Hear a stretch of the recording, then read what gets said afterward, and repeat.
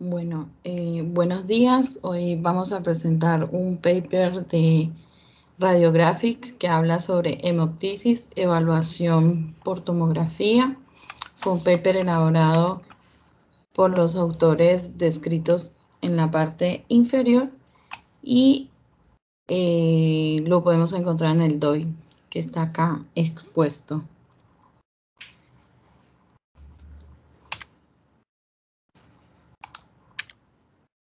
Bueno, entonces, ¿qué es la hemoptisis? La hemoptisis se define como la expectoración de sangre que surge de los alvéolos o de las vías respiratorias del tracto inferior y es un síntoma clínico alarmante, el cual tiene un extenso diagnóstico diferencial. Este puede ser escaso o masivo y en caso de ser masivo puede generar un potencial peligro en la vida del paciente. La principal causa de muerte en los pacientes que presentan hemoptisis es asfixia, ya que con tan solo 250 mililitros de sangre que se presente dentro de todo el árbol bronquial, me puede generar claramente obstrucción de las vías respiratorias, asimismo como alteración del intercambio gaseoso e inestabilidad hemodinámica del paciente. Por otra parte, es importante siempre averiguar un poco sobre la ubicación geográfica donde vive o vivió el paciente y la profesión que realiza, ya que en países en vía de desarrollo la tuberculosis es la principal patología causante de la hemoptisis y en otros países como es América del Norte o Europa, las lesiones malignas, las bronquiectasias, las bronquitis crónicas o infecciones de otro tipo respiratorios son las causas más frecuentes. Cuando se presenta la hemoptisis puede haber afectación tanto de las arterias bronquiales como de las arterias sistémicas no bronquiales o de las arterias pulmonares, y las arterias bronquiales son las principales responsables de la mayoría de los casos de hemoptisis. Por otro lado, la hemoptisis tiene causas vasculares primarias y secundarias, las cuales iremos desarrollando durante la presentación. Y también hacer énfasis en que la tomografía hoy por hoy ha surgido como una herramienta no invasiva importante para la evaluación de los pacientes con hemoptisis y según los criterios de idoneidad del Colegio Americano de Radiología es generalmente apropiada tanto para evaluar a pacientes con hemoptisis que están en amenaza de su vida como en aquellos que no lo están. Por otro lado, recordar que normalmente los pulmones tienen un suministro vascular dual. Por un lado están las arterias pulmonares, las cuales son encargadas del 99% del suministro del flujo sanguíneo y son las que interactúan o participan en el intercambio gaseoso. Y por otro lado están las arterias bronquiales, las cuales no tienen nada que ver con el intercambio gaseoso, pero tienen una importante función que es nutrir a todo lo que es el parénquima pulmonar y otras estructuras del mediastino. Histológicamente, estos dos grupos de arterias están conectadas por anastomosis entre capilares.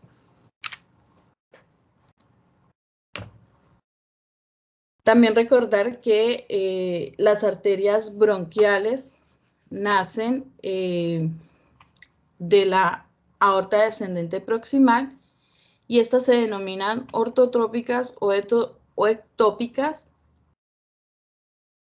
y se les denomina ortotópicas porque estas nacen o se ubican sobre la placa terminal superior de T5 y la placa terminal inferior de T6. Todo lo que se encuentre por fuera de este rango serían ectópicas. Por otro lado, generalmente Las arterias ectópicas van a nacer o van a surgir puede ser de la misma aorta en un lugar diferente o pueden también originarse por de otros lugares como son las arterias subclavias, el tronco brachiocefálico, el tronco tirocervical, la arteria mamaria interna y raramente las arterias coronarias o las arterias intercostales. ¿Cómo vamos a ver estas arterias en la tomografía? Idealmente se deben evaluar en una fase arterial y lo que vamos a encontrar son pequeños vasos serpentiginosos que tienen un diámetro de aproximadamente 2 milímetros en su extremo proximal y 0,5 milímetros en su extremo más distal. Estas arterias generalmente ingresan por el ilio y van acompañando a todo el árbol tráqueo-bronquial. Por otro lado, las arterias sistémicas no bronquiales perfunden los pulmones a través de sus ramas, las cuales ingresan por los ligamentos pulmonares y las adherencias pleurales, ¿sí? Y estas arterias generalmente surgen de vasos sistémicos que se encuentran dentro de las proximidades del tórax, como por ejemplo las arterias mamarias internas, las arterias frénicas, las arterias intercostales, el tronco tirocervical, el tronco costocervical, las arterias vertebrales, las arterias carótidas, las gástricas o las arterias coronarias. Este es un diagrama donde se muestran las diferentes fuentes arteriales sistémicas, tanto bronquiales como las no bronquiales más comunes que pueden generar hemoptisis. Bueno, en cuanto a la tomografía, el protocolo siempre se debe realizar con un medio de contraste iodado con un volumen un poco mayor de lo convencional, debe ser entre 110 a 125 mililitros, con una velocidad de 4 a 5 mililitros por segundo e idealmente no deben usarse bolos de solución salina para evitar diluir el medio de contraste en el árbol arterial pulmonar. Se debe realizar desde la parte inferior del cuello hasta el eje celíaco, ya que en algunas ocasiones la hemoptisis puede surgir de vasos abdominales superiores. Los cortes idealmente deben ser de más o menos 1 milímetro y siempre se debe de realizar estudios sin contraste, principalmente en aquellos pacientes que tienen antecedentes quirúrgicos o traumas penetrantes, para hacer diferenciación de cuerpos extraños o materiales quirúrgicos en los vasos. Y en la fase arterial lo que se busca es hacer una adecuada marcación de las arterias pulmonares, asimismo como de las bronquiales, las cuales, como ya les había dicho, son las responsables hasta en un 90% de los casos de hemoptisis. Una vez realizada la tomografía, es importante evaluar dos pasos. El primero es identificar si hay hallazgos que nos sugieran que hay sangre en los alvéolos o en las vías respiratorias. Y aquí, cuando presentamos esto, el patrón más típico que nos aparece es la opacidad o la consolidación en vidrio esmerilado, que la cual, sumado de la mano de que el paciente tiene el antecedente de hemoptisis, la primera sospecha que debemos de tener es que el paciente está presentando una hemorragia. Si bien este patrón de vidrio esmerilado se puede presentar en otras patologías como procesos infecciosos o edema, no debemos olvidarnos que si lo tenemos asociado a la hemoptisis, nos debe hacer pensar en primera instancia en la hemorragia. Otros hallazgos que podemos ver en la tomografía, principalmente en casos de hemorragia subaguda, es la aparición de algunas líneas sectales, las cuales simplemente son como una opacificación que hace a nivel de los tabiques interlobulillares, secundario a que ahí hay un acúmulo de macrófagos que entran a la parte pulmonar y luego migran hacia los ganglios linfáticos que se encuentran en estos tabiques, produciéndome pues como este engrosamiento de las líneas sectales, creándome entonces ahí un patrón de crazy paving. Otros hallazgos que podemos encontrar son hemoderivados en el árbol bronquial, los cuales en las vías aéreas grandes los vamos a ver como unos defectos de llenado con una atenuación mayor de 40 unidades Hanfield, lo cual obviamente nos permite distinguirlo de las mucosidades. Y otro hallazgo que podemos encontrar si hay una obstrucción de la vía aérea grande son atelectasias. Por otro lado, si la afectación se hace en vía aérea distal, lo que vamos a ver son unos nódulos centrolobulillares que pueden tener una apariencia en árbol de Y. Otra cosa que es bien importante tener en cuenta es que la distribución de la hemorragia, la cual puede tener un patrón difuso, y esto nos debe hacer pensar en que hay un proceso sistémico, o puede tener un patrón focal, lo que nos debe hacer pensar que puede haber un compromiso en un territorio vascular específico. Por otro lado, el segundo paso que debemos de tener en cuenta es buscar la causa, y bueno, aquí tenemos causas vasculares primarias o secundarias. Dentro de los mecanismos de los vasculares primarios está la hipertrofia vascular sistémica crónica, los vasos focalmente dañados, un parénquima pulmonar displásico, malformaciones o fístulas arteriovenosas o sangrado a nivel capilar. Mientras que las secundarias son todas aquellas patologías que nos generan una destrucción del parénquima, en este caso infecciones o infartos, o aquellos que nos generan una invasión directa de la vía aérea, ya sea por un proceso benigno o maligno. Acá entonces tenemos el ejemplo de un paciente de 38 años con hemoptisis intermitente. Este paciente tenía una vasculitis de vasos pequeños. Lo que me interesa recordar acá con este ejemplo, donde vemos una imagen de tomografía axial en ventana pulmonar, es la opacidad que se presenta en vidrio esmerilado, en este caso a nivel bilateral, y además las líneas septales interlobulillares con formación de un patrón de crazy paving. En este paciente entonces se sospechaba que cursaba con una hemorragia subaguda, y esto se confirmó mediante una broncoscopia. Entonces recordar que el signo indirecto compatible con hemorragia pulmonar en pacientes con hemoptisis es la opacidad de vidrio esmerilado.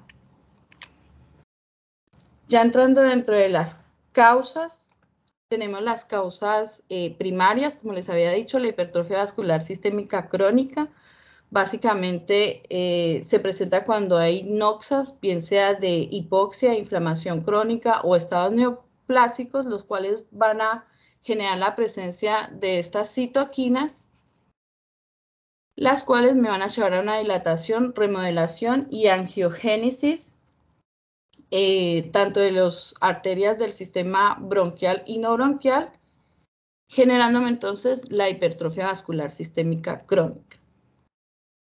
Cuando se produce esto, generalmente las arterias van a estar afectadas y van a tener un grosor en su pared delgado, lo cual las hace frágiles, y como estas arterias siguen llevando la misma presión del vaso, al tener las paredes delgadas y frágiles, pueden hacer que sea más fácil que se rompan y puedan generar hemoptisis. Normalmente, como les decía, el vaso debe tener un diámetro de 2 milímetros en su parte más proximal. En caso de que esté por encima, estaríamos o nos debería hacer pensar en una hipertrofia vascular sistémica. También se pueden presentar casos que hayan hallazgos de este uni o bilateral, y esto va a depender de la causa subyacente que se presente. Algunos signos indirectos de hipertrofia vascular, principalmente las arterias sistémicas no bronquiales, es el hecho de que haya asimetría con su contralateral o que haya reclutamiento de vasos colaterales y asimismo engrosamiento pleural. Si encontramos estos hallazgos, nos debe hacer pensar en que posiblemente el paciente está cursando con una hipertrofia de las arterias sistémicas no bronquiales. En algunos otros casos puede ocurrir de manera aberrante que una arteria esté atravesando el riesgo, y esto es importante tenerlo en cuenta en el momento de hacer el detalle en el informe, ya que si el paciente va a algún proceso de broncoscopía puede tener complicaciones. Y recordar también que, bueno, la hipertrofia vascular sistémica crónica puede estar implicada en numerosas enfermedades, principalmente las patologías crónicas, como son las fibrosis quísticas, la fibrosis pulmonar, cardiopatías congénitas, entre otros.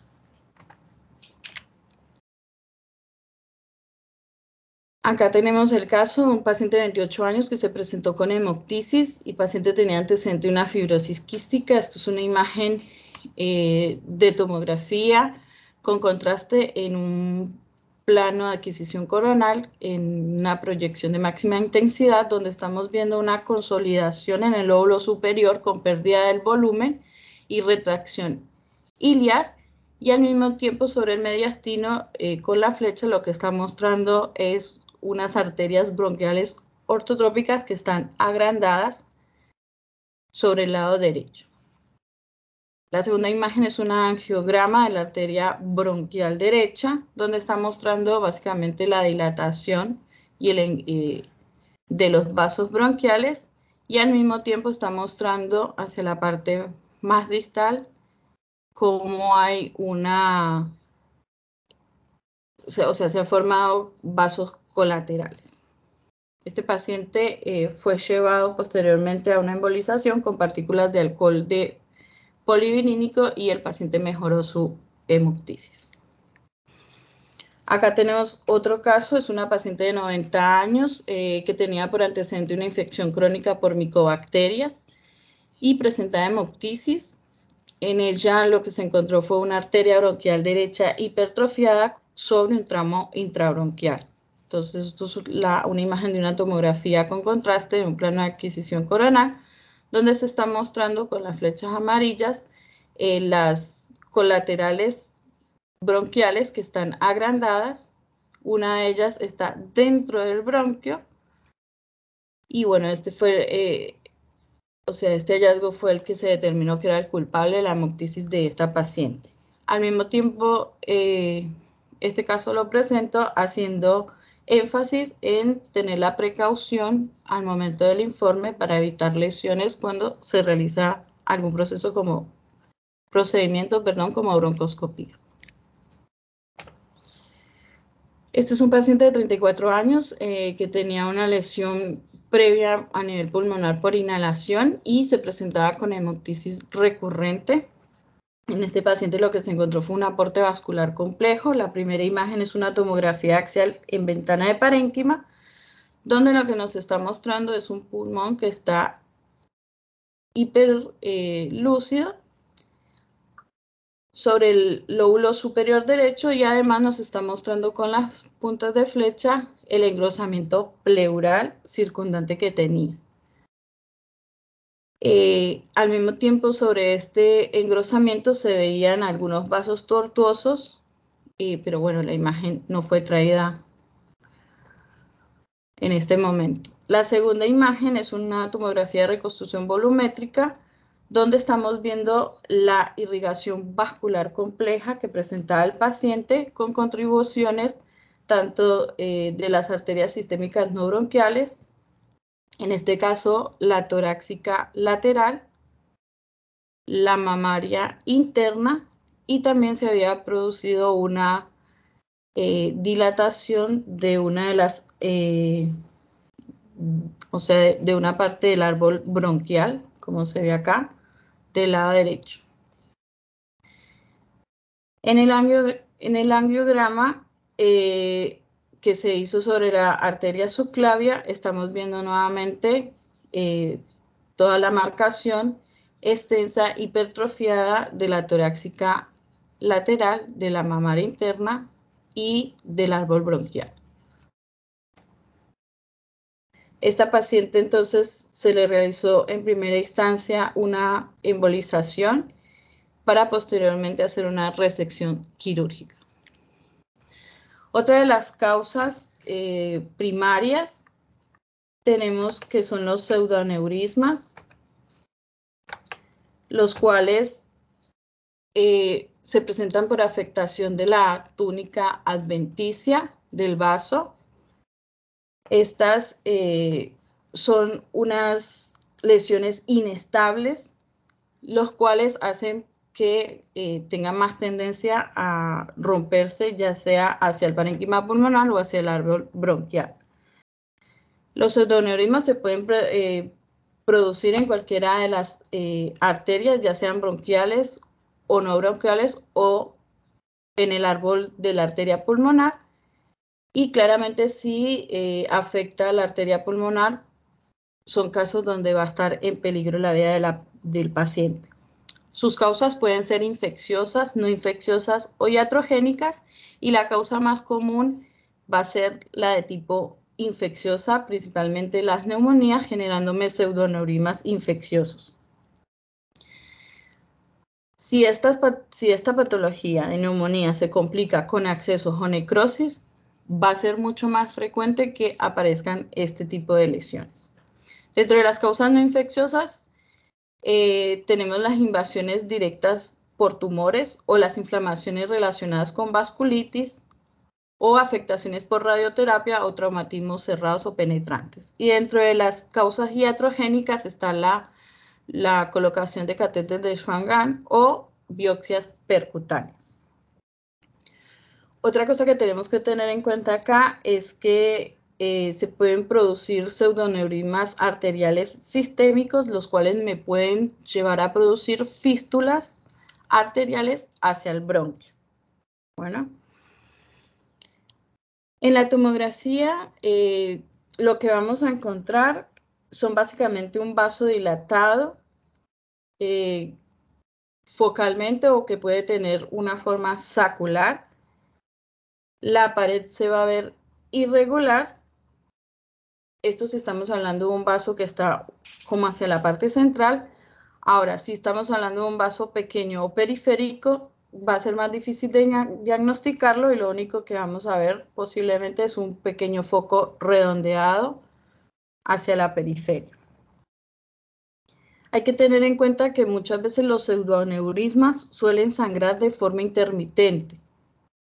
Pero eso no quiere decir de que si no vemos material de contraste extravasado, no podamos pensar de que puede haber un pseudoaneurisma como fuente de la hemoptisis del paciente. Acá tenemos entonces un paciente de 42 años con neutropenia que presentó hemoptisis y múltiples nódulos necrotizantes compatibles con Aspergillus invasivo. Este paciente se diagnosticó con un pseudoaneurisma infeccioso sobre la arteria pulmonar. Es una imagen de tomografía con contraste en un plano de adquisición axial donde nos está mostrando un pequeño foco hiperdenso, que sería el material de contraste, alrededor de una zona hipodensa, la cual se encuentra dentro de un nódulo pulmonar que tenía el paciente. Entonces, esta imagen hiperdensa se sospechó que era una imagen compatible con un pseudoaneurisma infeccioso, el cual se originó sobre el árbol arterial pulmonar. Y la zona hipodensa que se veía alrededor era una zona trombosada que se encontraba dentro de este nódulo. En la imagen de angiografía, a través de la arteria sobre el lóbulo medio derecho, lo que nos estaba mostrando entonces era la presencia del pseudoaneurisma, como lo muestra la flecha. En este paciente se realizó una embolización con microespirales, resolviendo entonces su hemoptisis. Este otro caso es una paciente de 49 años con antecedente de un CA pulmonar que fue tratada con radioterapia y posteriormente presentó hemoptisis. En esta paciente inicialmente se le realizó una tomografía donde no se evidenció ninguna causa de la hemoptisis y esta paciente profilácticamente le realizaron una embolización de la arteria bronquial. Posteriormente la paciente reconsulta porque persistía con la presencia de hemoptisis y nuevamente le hacen una tomografía con contraste, en este caso en un plano de adquisición axial, donde se veía esta imagen hiperdensa marcada con la flecha negra y veíamos que con las flechas blancas la proximidad que tenía sobre los bronquios,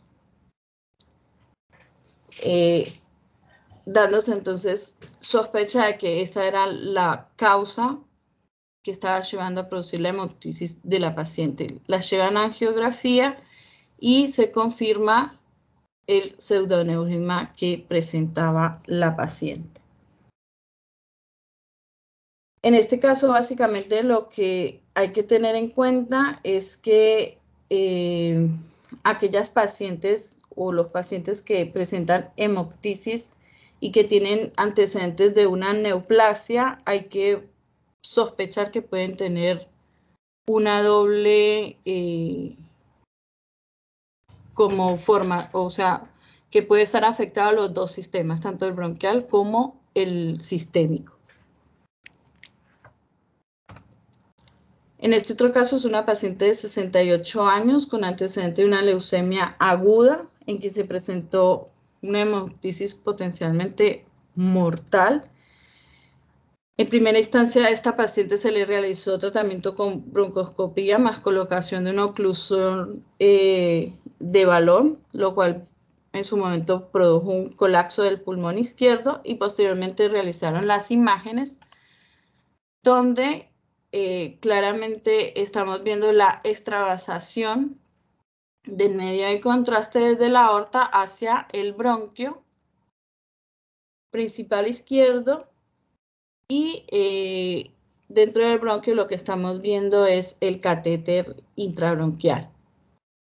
En este caso entonces la paciente lo que presentaba era una fístula del vaso hacia el bronquio aortobronquial. Esta paciente posteriormente se trató con un stent endovascular sobre la aorta. Otra de las causas primarias son los secuestros pulmonares, las cuales se definen como un tejido pulmonar displásico no funcional que normalmente no está conectado al árbol bronquial. Estos secuestros pulmonares tienen una irrigación arterial sistémica y esta proviene, que puede ser de la aorta torácica o de la aorta abdominal, ¿sí? Y principalmente existen dos tipos de secuestros, que son los extralobales, que son principalmente congénitos, se presentan en un 25% de los pacientes y este secuestro está recubierto por su propia pleura, por lo tanto tiene un sistema sistémico tanto arterial como venoso para el sol. Mientras que los secuestros intralobales tienen un origen controvertido y en muchos casos estos se deben a episodios repetitivos de neumonía y este tipo de secuestros sí tienen un drenaje propio del árbol pulmonar. Se cree que el mecanismo fisiológico de esta hemoptisis está relacionado con el aumento de las presiones sistémicas a través de las arterias que las alimentan o que las irrigan y que al mismo tiempo estos vasos tienen alteración o tienen una hipertrofia, lo cual los hace frágiles y por eso se producen la hemoptisis. También hay que tener en cuenta que si en una tomografía estamos viendo un secuestro pulmonar más hemoptisis, siempre lo que debemos ir a evaluar es toda la parte de irrigación bronquial sistémico. Perdón, no bronquial sistémico.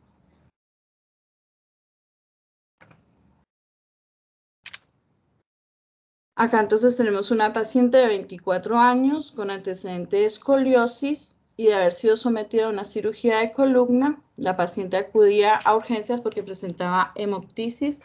La primera imagen es una tomografía de tórax en ventana pulmonar en un plano de adquisición axial donde se está mostrando signos de hemorragia con una extensa opacidad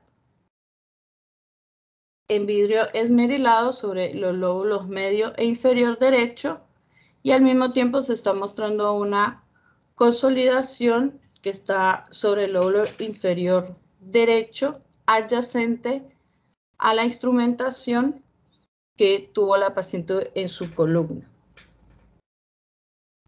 En la segunda imagen es una tomografía con contraste en un plano de adquisición coronal donde se está mostrando el pulmón con una consolidación y está mostrando cómo esta parte está irrigado por la arteria frénica izquierda.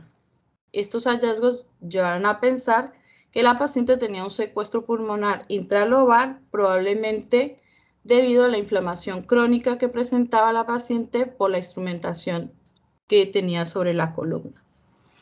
En la tercera imagen es una angiografía que realizan sobre el eje celíaco, donde está mostrando la arteria frénica inferior, cómo irrigaba esta parte del pulmón. Por eso es tan importante que dentro del protocolo este sea llevado hasta el eje cilíaco o un poquito más abajo. Otra de las causas primarias son las malformaciones o fístulas arteriovenosas. Si bien son conexiones anormales que se producen entre las arterias y las venas, debido a una debilitación de la pared vascular o a un nido de una que se produzca a nivel arterial. Generalmente se producen o son frecuentes encontrarlas a nivel torácico, y las malformaciones arteriovenosas suelen ser congénitas y suelen formar parte de un síndrome que es el telangiectasia hemorrágica hereditaria hasta en un 90%.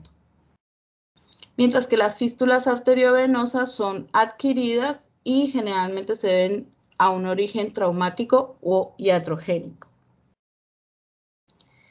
En la tomografía, las malformaciones arteriovenosas se pueden identificar buscando la arteria de alimentación, la cual vamos a encontrar dilatada y tortuosa, y además vamos a encontrar una vena de drenaje que también va a estar dilatada. Es importante en el informe hacer inferencia de la ubicación y en lo posible determinar cuál es la arteria que está afectada, ya sea tipo bronquial o no bronquial sistémica. También decir el tamaño de la arteria y en lo posible decir la distribución de las venas de drenaje. Acá tenemos un paciente de 19 años con hemoptisis intermitente durante 10 días. El paciente inicialmente fue manejado como una neumonía. Al el paciente ver que no mejoraba, reconsulta nuevamente ya con un valor de hemoglobina de 6,7 grados y le realizan entonces estudios donde la primera imagen es una tomografía de tórax en un plano de adquisición axial en ventana pulmonar, donde se ve una extensa opacidad en vidrio esmerilado sobre el lóbulo inferior y medio derecho. Al mismo tiempo se ve una atelectasia sobre el lóbulo medio. La segunda imagen es una tomografía coronal en proyección de máxima intensidad, donde estamos viendo la arteria hipertrofiada, la cual en la tercera imagen estamos viendo cómo termina como en una acúmulo o en una maraña de vasos dilatados, la cual se está conectando acá con la vena pulmonar inferior. Entonces, estos hallazgos son compatibles con una malformación de la arteria bronquial y de la vena pulmonar. Al paciente se le realizó una angiografía de urgencia, pero no se pudo realizar ninguna embolización debido al complejo, o sea, debido a que la patología estaba bastante compleja y tenía mucho riesgo el paciente. Otra de las lesiones o causas primarias son el sangrado a nivel capilar, el cual resulta en una hemorragia alveolar difusa, la cual se caracteriza por extravasación de los glóbulos rojos hacia los espacios alveolares pulmonares. Pero hay que tener en cuenta que hasta en un 33% de los pacientes que presenten una hemorragia alveolar difusa, clínicamente no lo manifiestan con hemoptisis. La hemorragia alveolar difusa puede tener causas inmunomediadas y no inmunomediadas, y dentro de las inmunomediadas están las vasculitis de vasos pequeños, que son las más frecuentes, y dentro de las causas no inmunes está el uso de terapia de anticoagulación o estenosis mitral. En la tomografía lo que vamos a encontrar es una combinación tanto de opacidad como consolidación de vidrio esmerilado. Y como les había dicho anteriormente, si bien esto tiene como diagnóstico diferencial patologías como la neumonía o el edema, siempre y cuando estas imágenes estén asociadas con hemoptisis, lo primero que debemos de pensar es una hemorragia. Aquí entonces tenemos el caso de un paciente de 55 años que tomaba anticoagulantes. Es una imagen de tomografía axial donde se está mostrando la opacificación del espacio aéreo en los lóbulos inferiores. Hallazgos entonces compatibles con una hemorragia difusa alveolar. Este paciente fue llevado también a una broncoscopía y se terminó por confirmar el diagnóstico. Dentro de las causas secundarias tenemos la destrucción del parénquima o la invasión directa de las vías respiratorias, y dentro de la destrucción parenquimatosa tenemos que es un importante mecanismo vascular secundario que produce hemoptisis, siendo la neumonía infecciosa aguda la principal causa, aunque tiene otras causas como son la necrosis tumoral. Cualquier germen que me genere una neumonía me puede producir este tipo de destrucción, pero algunos microorganismos como son los hongos angioinvasores o las micobacterias tuberculosas o no tuberculosas me pueden o son las que se asocian con mayores casos de hemoptisis. En un cuadro agudo, las infecciones también me pueden producir, como ya lo hemos visto, pseudoneurismas. Y si es en un caso crónico, sería la hipertrofia vascular sistémica, los mecanismos por los cuales se produce la hemoptisis. Entonces, en una tomografía, si presenta una neumonía infecciosa, lo que vamos a ver son áreas de consolidación, nódulos o opacidades en vidrio esmerilado. Si hay presencia de necrosis, lo que vamos a ver es presencia de áreas hipodensas en relación al material fluiminoso que hay y la presencia de gas. Y otros hallazgos que podemos encontrar principalmente cuando hay infecciones fúngicas angioinvasoras es la presencia de una lesión nodular rodeada de un halo de vidrio esmerilado llamado el signo del halo, lo que sugiere que esa lesión está presentando una hemorragia pulmonar circundante. Por otro lado, tenemos que la invasión directa de las vías respiratorias puede provocar hemoptisis y tiene causas malignas y benignas. Dentro de las malignas Tenemos los tumores del carcinoma broncogénico o los carcinoides o las metástasis, las cuales pueden invadir o surgir dentro de las vías respiratorias. Y los mecanismos que los llevan a producir la hemoptisis son los que hemos estado hablando durante todo el paper. Por otro lado, las causas benignas son los broncolitos, que básicamente es un ganglio calcificado secundario a una infección previa, bien sea una tuberculosis o una histoplasmosis. Acá tenemos un paciente de 61 años con antecedente de un sarcoma y metástasis múltiples con presencia de hemoptisis. Es una imagen de tomografía de tórax en un plano de adquisición axial, en ventana de parénquima, donde nos muestra múltiples nódulos pulmonares y además una gran masa sobre el lóbulo inferior derecho, la cual está rodeada de un vidrio esmerilado circundante, hallazgo entonces de que esa lesión estaba presentándose una hemorragia y fue la culpable de la hemoptisis que presentaba el paciente. Este es otro caso, una paciente de 31 años. La imagen es una tomografía en plano de adquisición coronal, donde está mostrando una masa endobronquial sobre el lóbulo inferior izquierdo. En esta paciente, al ver esta imagen y haciendo la correlación con la edad y la presencia de una alta atenuación que presentaba la lesión, sospecharon que era un tumor carcinoide. Posteriormente la lesión fue resecada y se confirmó mediante biopsia el tumor carcinoide. Este es otro caso, una paciente de 69 años, también con hemoptisis intermitente, y el diagnóstico final fue un broncolito.